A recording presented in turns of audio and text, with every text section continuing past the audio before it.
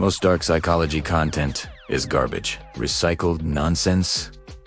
That doesn't actually work, but there are a handful of psychological tactics that are scientifically proven, universally effective, and disturbingly simple. These aren't theories. These are documented techniques used by interrogators, salespeople, cult leaders, and master manipulators. They work on everyone, every time. Including you. Here's what actually works and why. The first trick is the door in the face technique. You ask for something unreasonably large that you know will be rejected, then immediately follow with a smaller, more reasonable request. The smaller request is what you wanted all the time, but because you started big, the smaller request seems reasonable by comparison. And because people feel guilty for rejecting the first request, they're psychologically pressured to accept the second. Robert Cialdini proved this works with remarkable consistency. In his study, people who rejected a request to volunteer 2 hours per week for 2 years were then asked to chaperone a single field trip. 50% agreed, when a separate group was only asked about the field trip without the larger request first. Only 17% agreed. Same request, 3 times more compliance, just by anchoring high first. This works in negotiations, sales, relationships, anywhere. Start with the absurd, get rejected. Then ask for what you actually want. The contrast makes it seem reasonable. The guilt from rejecting makes compliance likely, and it works every time because humans are wired to reciprocate and find middle ground. The second trick is mirroring with strategic delay. You subtly copy someone's body language, speech patterns, and energy level, but you do it with a 2 to 4 second delay, not immediately, which feels obvious and creepy, but delayed enough that it seems natural. Research shows this creates unconscious rapport. The person feels understood without knowing why. They feel comfortable with you. They trust you more. They're more likely to agree with you, help you, or comply with requests. This works because humans are tribal. We trust people who are like us, and similarity in movement and speech signals same tribe. Your conscious mind doesn't notice it's being mirrored, but your unconscious does, and your unconscious controls trust. So mirroring bypasses conscious scrutiny and builds trust at the unconscious level. Salespeople, therapists, and interrogators use this constantly, and it works on everyone because nobody is immune to unconscious rapport building. The third trick is strategic silence after questions. Most people are uncomfortable with silence. They feel it, so when you ask someone a question, let them answer. Then stay silent. Just watch them. Don't respond. Don't nod. Don't fill the gap. Just wait.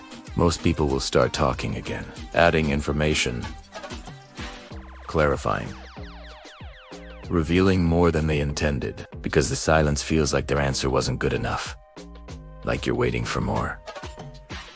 So they provide more. This is a classic interrogation technique. Ask the question, get the answer, then go silent. The suspect fills the silence with incriminating details they wouldn't have shared if you'd moved on. This works in any context. Negotiations, arguments, information gathering. Ask, listen, then stay silent. They'll keep talking, and the more they talk, the more they reveal, the more leverage you gain. This works because humans interpret silence as judgment or dissatisfaction, and they try to fix that by providing more information. The fourth trick is the assumptive close. You don't ask if someone will do something. You assume they will and ask about details. Don't say, will you help me move? Say what day works better for you to help me move, Saturday or Sunday. The first question allows no. The second question assumes yes and only asks for scheduling details. Psychologically, people are more likely to comply when the question assumes compliance, because saying no now requires correcting your assumption, which feels more confrontational than just saying no to a direct question. This works in sales constantly. Will you buy this? Gets rejection. Which color do you prefer? Assumes purchase and moves to details. Resistance decreases because the question structure presumes the outcome. This exploits something called the principle of least effort. Humans default to the path of least resistance. Correcting an assumption requires effort. Going along with it doesn't.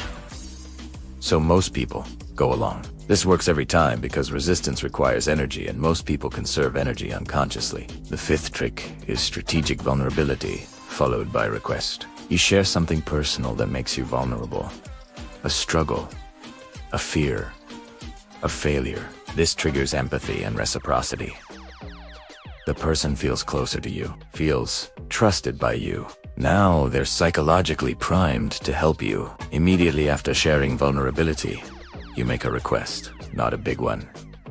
Something reasonable, but timed right after the vulnerability. Studies show people are significantly more likely to comply with requests that follow vulnerability disclosure. Because the vulnerability created obligation. You trusted them. Now they feel they should help you. This is why sub-stories work in fundraising. Why confessionals precede requests. Why cults use sharing circles before asking for commitment. Vulnerability creates psychological debt, and humans are hardwired to pay psychological debts. This works universally because reciprocity is one of the strongest social norms across all cultures. These 5 techniques work because they exploit fundamental psychology. Contrast and reciprocity. Unconscious. Report. Discomfort with silence. Path of least resistance. Social obligation. These aren't personality dependent. They're human dependent, which means they work on everyone. Smart people, aware people, skeptical people. All of them. Because these techniques target systems that operate below conscious awareness, you can know about them and still fall for them. Because knowing doesn't disable the mechanism. Your brain still seeks middle ground after extreme requests, still builds trust through mirrored behavior, still interprets silence as judgment, still defaults to least effort, still feels obligated after receiving vulnerability. These are features, not bugs, and features can't be uninstalled. They can only be recognized. So use these techniques ethically to persuade when persuasion serves both parties, to build genuine rapport, to gather necessary information, to make requests that are reasonable, to create connection that's authentic. Don't use them to exploit, to harm, to manipulate for selfish gain.